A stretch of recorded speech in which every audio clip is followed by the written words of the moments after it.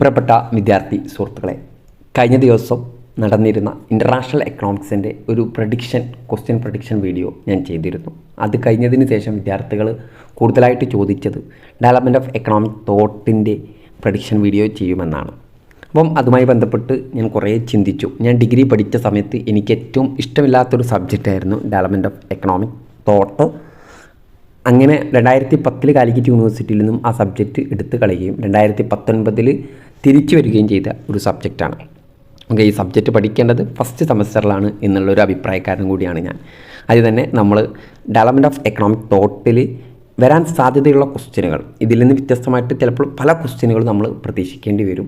എന്നാലും ഞാൻ കൂടുതലായിട്ടൊരു ഇമ്പോർട്ടൻസ് എന്ന രീതിയിലാണ് ഞാൻ ഈ വീഡിയോയിൽ പറയുന്നത്. ആദ്യം തന്നെ ഈ വീഡിയോ കാണുന്ന പ്രിയപ്പെട്ട വിദ്യാർത്ഥി സുഹൃത്തുക്കൾ എൻ്റെ ചാനലൊന്ന് സബ്സ്ക്രൈബ് ചെയ്യണം. ഫസ്റ്റ് മൊഡ്യൂളിൽ നിന്ന് നമ്മൾ പ്രതീക്ഷിക്കേണ്ട ഒരു എസ്സേ ക്വസ്റ്റ്യൻ ഒന്നെങ്കിൽ മെർക്കൻറ്റലിസം അല്ലെങ്കിൽ ഫിസിയോക്രസി. ഇതിലേതെങ്കിലും ഒന്ന് നിർബന്ധമായിട്ടും എസ്സേ ആയിട്ട് വരും. ഇതിലേറ്റവും കൂടുതൽ സാധ്യത മെർക്കൻറ്റലിസമാണ്. മെർക്കൻറ്റലിസം എസ്സേക്ക് വന്നിട്ടില്ല 5 മാർക്കിനെങ്കിലും ചോദിക്കാനുള്ള സാധ്യതയുണ്ട്. പിന്നെ ഫ്രാൻസിസ് ഗുസ്നെ ഷുവർ ആയിട്ട് വരാൻ സാധ്യതയുള്ള ഒരു ക്വസ്റ്റ്യനാണ്. അതുപോലെ തന്നെ 5 മാർക്കിന് ഏജ് ഓഫ് എൻലൈറ്റ്മെൻറ്റ്, അതും ഏകദേശം സാധ്യതയുള്ള ഒരു ക്വസ്റ്റ്യനാണ്. പിന്നീടുള്ളത് സെക്കൻഡ് മൊഡ്യൂളിന് ജെയിം കെയ്ൻസോ, ആഡം സ്മിത്തോ, ഡേവിഡ് റിക്കാർഡോ ഇവരുമായി കണക്റ്റ് ചെയ്യുന്ന ഒരു ക്വസ്റ്റ്യന് സാധ്യതയുണ്ട് എസ്സേ ആയിട്ടും 5 മാർക്കിനായിട്ടും. ഇങ്ങനെ ഇതിനപ്പുറത്തേക്ക് ഒരു 5 മാർക്കിൻ്റെ നമ്മൾ മാൽത്തൂസിൻ്റെ തിയറി ആയിട്ട് പിന്നെ വരികയാണെങ്കിൽ വരികയുള്ളൂ. J M Keynes, Adam Smith, David Ricardo. ഇതിൽ നമ്മൾ മനസ്സിലാക്കി വെക്കേണ്ടത് ക്ലാസിക്കൽ എക്കണോമിക്സിൻ്റെ കെയ്ൻസിൻ്റെ ക്രിട്ടിക്സ് അത് ചിലപ്പോൾ സാധ്യതയുള്ള ഒരു ഭാഗമാണ്. അപ്പോൾ നമ്മൾ ഏറ്റവും കൂടുതൽ J M Keynes, Adam Smith, David Ricardo. ഇതിൽ ഡേവിഡ് റിക്കാർഡോൻ്റെ തിയറി ഫ്രണ്ടൊക്കെ ഇമ്പോർട്ടൻ്റ് ആയിട്ടുള്ള ഒന്നാണ്. അതിലാണ് കൂടുതൽ സാധ്യതയുള്ളത്. Socialism, Marxism. ഇതിൽ മാർക്സിസത്തിനാണ് കൂടുതൽ സാധ്യതയുള്ള ഒരു എസ്സേ ക്വസ്റ്റ്യനായിട്ട് മാർക്സിസവുമായി ബന്ധപ്പെട്ട ഒരു എസ്സേ വരാൻ സാധ്യതയുണ്ട്.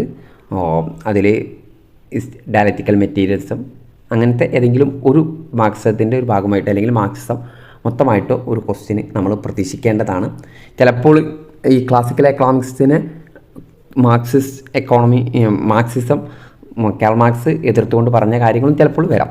ഇനി ലാസ്റ്റ് മൊഡ്യൂളിന് ദാദാഭായ് നവറോജിക്കാണ് ഏറ്റവും കൂടുതൽ സാധ്യതയുള്ളത്. അതേപോലെ തന്നെ ചാണക്യയുടെ അർത്ഥശാസ്ത്ര, അത് ഷുവറായിട്ട് വരാൻ സാധ്യതയുണ്ട്. ദാദാഭായ് നവറോജിയും അതുമായി ബന്ധപ്പെട്ട ഒരു എസ്സേ ക്വസ്റ്റ്യനാണ് നമ്മൾ പ്രതീക്ഷിക്കേണ്ടത്. 5 മാർക്കിനായിട്ട് കൊളോണിയൽ റൂൾ ആൻഡ് എക്സ്പ്ലോയിറ്റേഷൻ.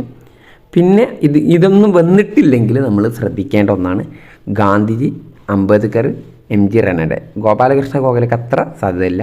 ഈ 3 എണ്ണത്തിലാണ് കൂടുതലായിട്ട് ഞാൻ കാണുന്ന സാധ്യത.